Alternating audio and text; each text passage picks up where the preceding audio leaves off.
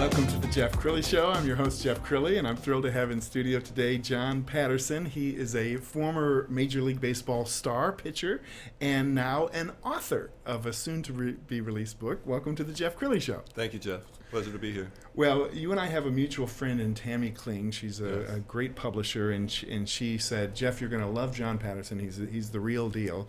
So let's just talk a little bit about you and your book. What made you want to write the book? I wrote the book really for two reasons. One, it was therapeutic for me. I had so much that I wanted to get out and what I wanted to say to help myself and to help whoever picks up the book to read it. I think you'll get something out of it. And then it was for my son. You know, I have a 3-year-old son, just turned 3, and someday I'd like for him to be able to pick it up and say, these are some of the things to do, these are some of the things not to do, and something to leave him. That's really cool. We've got the book cover, so we're going to put that up on the screen. Tell us about the title. Well, perspective, perception, perseverance.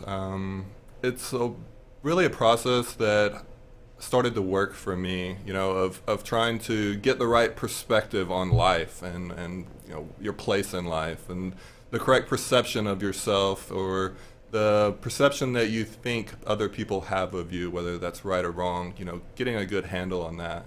And then the perseverance part is about being able to face adversity, face the trials that you're going to face in life, and keep pushing, you know, make adjustments, but keep pushing. It's kind of a survival process. Wow. We've got some pictures from your Major League career, and we're going to flash them on the screen. You've pitched with several organizations. Yes. Talk about your career. Well, I started out with the Arizona Diamondbacks, was there 7 years, traded to Montreal, played the last year that Montreal was in the major leagues before they moved to Washington, D.C. Was 3 years there, and finished my career for a couple months with the Texas Rangers, which was nice to be able to come back home and at least wear a Rangers uniform for a short period. We've got a picture off of a radar gun, and you had an amazing fastball. I did. You know, I had a good arm at a young age. I had the genetics. My dad played professional baseball. My dad played for Baltimore for 8 years. And so growing up, you know, I'd always heard stories about him, and he was able to give me the right coaching where he was my idol. He was who I wanted to be. I wanted people to tell stories about me the way they talked about him.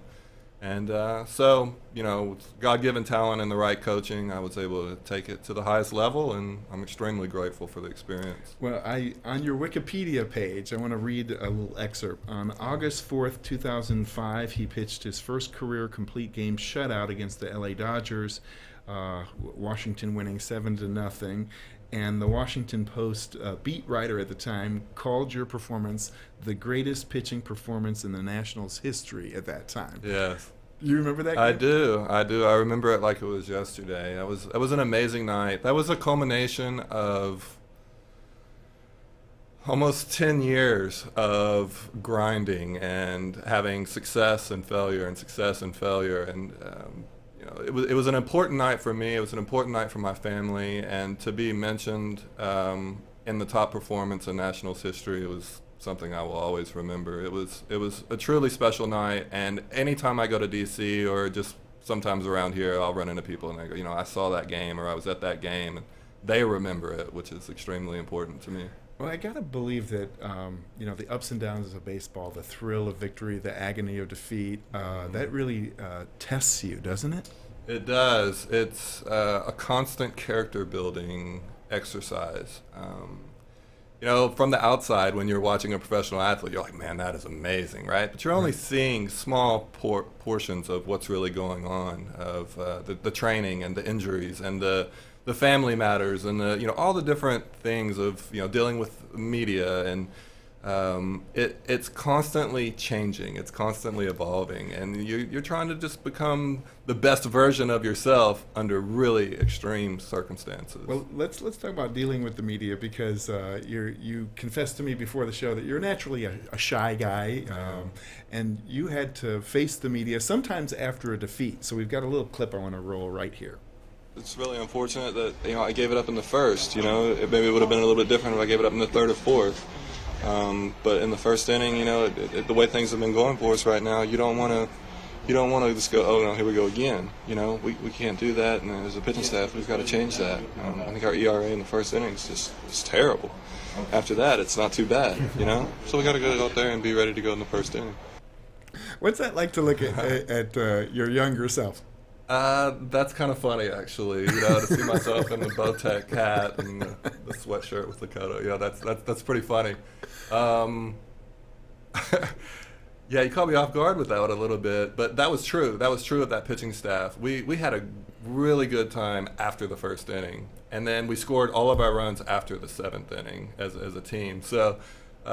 Looking back on that, it takes me back to that year of 2005, which was an amazing year in D.C., being the inaugural year, being there. It was fun. That's really cool. Okay, so you told me a little bit about the book, and I don't want to spoil the book, but part of the book deals with a difficult time in your life when you battled addiction. That's right, yeah. The book really starts off with my childhood and all of the amazing experiences with my father and my family. So supportive. We accomplished all the goals that we were looking for. I was the 5th overall pick out of high school. I was the first high school player drafted in 1996. I was in the consideration. I was one of the last 2 guys, Chris Benson, who was the number 1 overall pick, to be considered for the number 1 overall pick. It was amazing. It's all the dreams that I had dreamed up until from the time I was 9 years old up to that point. When I got into pro ball, things really changed. It didn't feel the same. I didn't have my family there. I put a ton of pressure on myself, and with that started to make some decisions based off of stress and adversity and not knowing how to deal with things. And when I got injured, my first elbow injury when I was 21, just turned 22 years old, I lost who I was. I lost my identity and started using drugs to cope. Fell into a very deep hole of depression and anxiety, and the addiction continued for a couple of years until I finally realized that I was going to die and lose everything if I didn't get help and repair my relationship with my family and stop putting so much pressure on myself. I needed to take care of myself first before I could take care of anything else.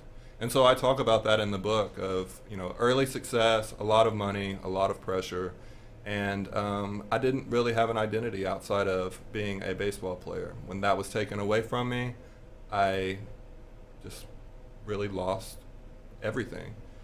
I was able to repair my relationship with my family. I was able to put my life back together. I was able to have some good things happen to me in professional baseball that put me in the right situations at the right time with the right people. And I had one of the best years in the major leagues in 2005 with the Washington Nationals. And it's a sad story, but it's also a success story. So many good things happened in my life. I just needed the right perspective and perception. I had the perseverance part to fight through it, but the perspective and the perception was really what I was missing, and that's what the book really talks about. You mentioned your son. How old is your son? He just turned 3. Just turned 3. Mm-hmm. When he's old enough to read and understand the book, what do you hope he gets out of it? I want him to know who he is. You are who you are, and how you treat people, and how you give yourself to other people through charity and through your successes and failures, through your story.